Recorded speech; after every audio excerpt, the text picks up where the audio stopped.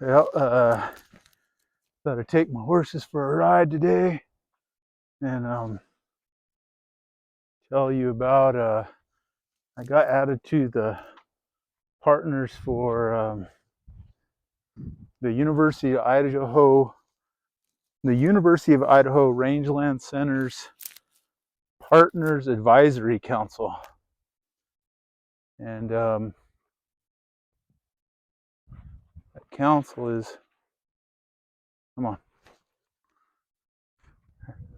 that council is, we kind of help the university identify research needs for rangelands. And I agreed to do it because I kind of look at it as giving back to giving some of my knowledge and experience back to the students at the university, and maybe helping our society and our environment, and trying to speak for those things that can't speak for themselves. And I guess if you have things that you think are important for rangelands, let me know.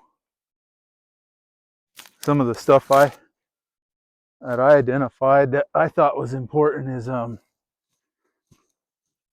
as you probably seen, I've seen this all the way down in South Texas, right on the border, is all the energy development in rangelands. I mean, most rangelands are a lot like this, kind of hilly and flat, and not a lot of trees, and they're strategically located for like wind turbines. And a lot of people look at them as like being these barren wastelands and nothing out there. And so it's like a free-for-all for energy development. And I guess what I'd like to see is more local community involvement, tribes being involved in those siting decisions and where they're located, and you know, really trying to come up, is it really needed? And where's the energy being sold? Who owns the energy? And is it worth the, I guess I look at these rangelands as like they're in a lot of ways overused and used and abused in a lot of ways. And it causes fragmentation, it causes invasive species, and now you know, the energy stuff, that's definitely going to cause more fragmentation of habitat. And you know, like I see a lot of people talk about it's clean energy, you know, and there's a lot of mineral resources that go into that too, to develop these wind turbines and cable, and that's all takes mining. And where's the mining occurring too? Mining could be like in Nevada where there's lithium, like rangelands. A lot of the mining, these critical minerals, are on rangelands, and so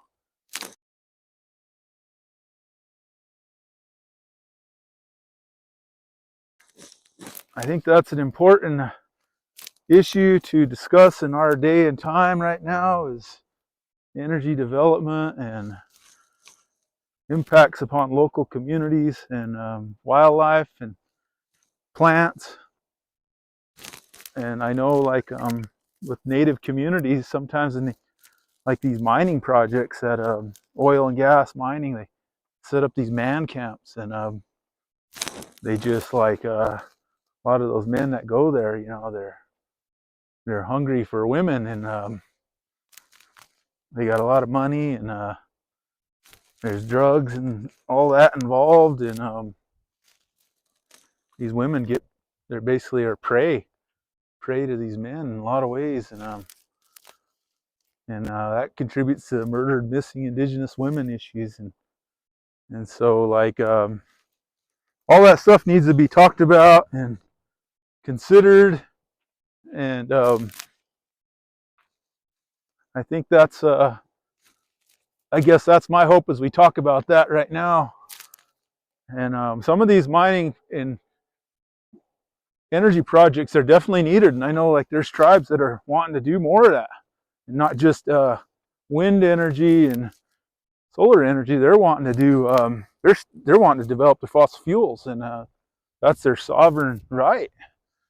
And so there's a lot of that's on rangelands too, and so there's I think that's a good one to bring forward, and it'd be nice to see some new technologies be developed to better mine, better make better use of lands, maybe better policy development for rangelands, and because the animals, they need a place to go too. I guess the other thing I wonder about is, what do the cowboys think about all the energy development, the big wind turbines and solar farms on rangelands? I'm sure they've been asked. I guess I don't know. I'm ignorant to that. But I'd like to know what they think. At least for me, I like open spaces. You know, I like to go ride in places where there's not a bunch of big wind turbines, and I like to see the natural landscape. And the tribes here in Fort Hall, they had a big wind farm that they wanted to develop in the local community in Bannock Creek. They didn't want to see it on their hills, and so they shot it down. They went and raised hell with the council, and that was the end of it. There was also sage grouse up there. There were eagles and cultural resources, and the local community didn't want it, and that was a significant enough to stop a multi-million-dollar project. And yeah, I'd like to know what the cowboys think about all the energy development. Do they like to see it? What are their benefits? And what do they think about the mining? And how does it impact recreation too? There's a lot of people that like to go hike and four-wheel and horn hunt.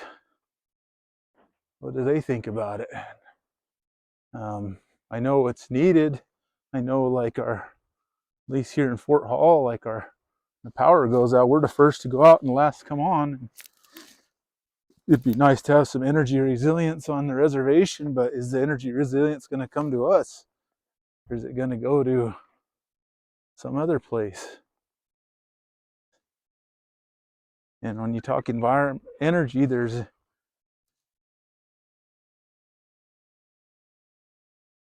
I guess there's a feeling that at least I have that energy development on or near reservations is really stifled because of historically strained relationships with utilities, and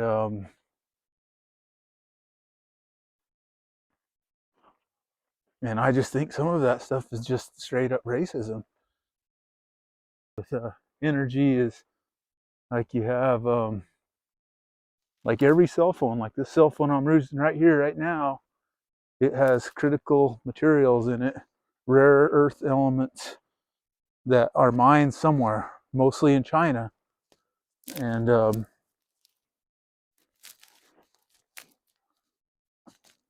what do we do about that? You know, like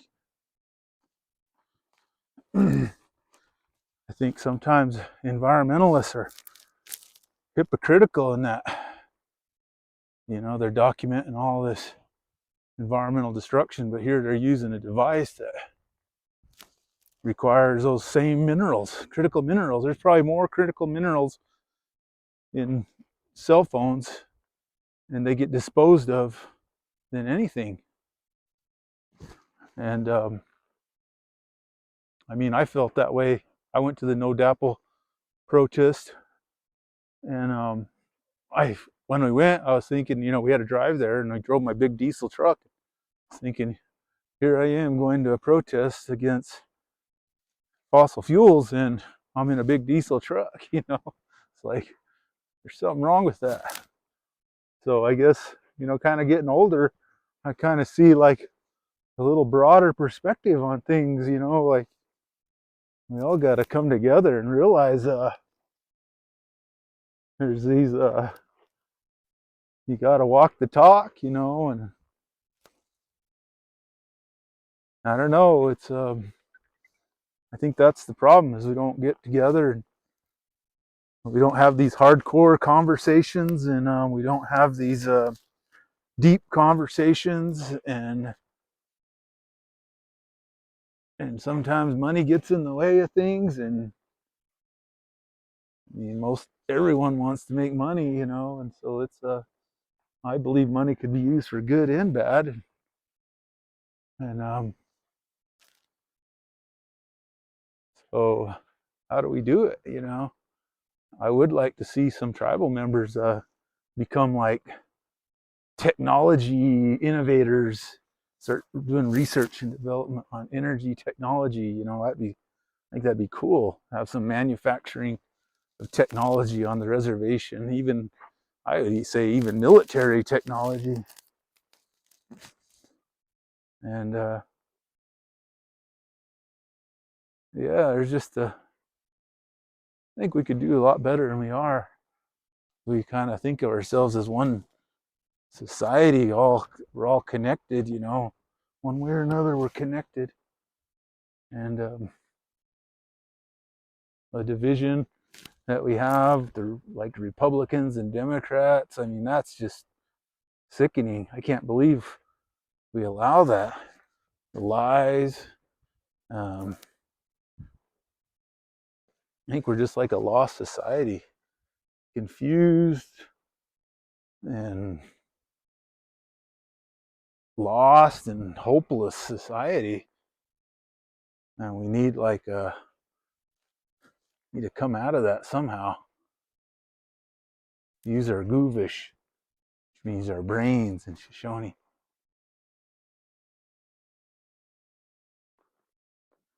My dogs, I heard them bark over there or yell. There's a skunk over there now. Look at them. They all stink. He got sprayed by a skunk. I think Diego might not have. He knows about skunks. He's been sprayed before. These other two, I can smell them. They stink. They stink bad. Lucky they got some snow. Well, that concludes my ride for the day. It's fun. Don't forget to like and subscribe to my channel, Choke Cherry Microfarm. And I'll put a link down below to the University of Idaho Rangeland Center's Partners Advisory Council, and put some comments down on issues that you think are important for rangelands that I carry forward. I'll do my best. I'm not perfect, but let me know what you think, and I'll try to talk for you best I can. Thank you. Have a good day. See you next time.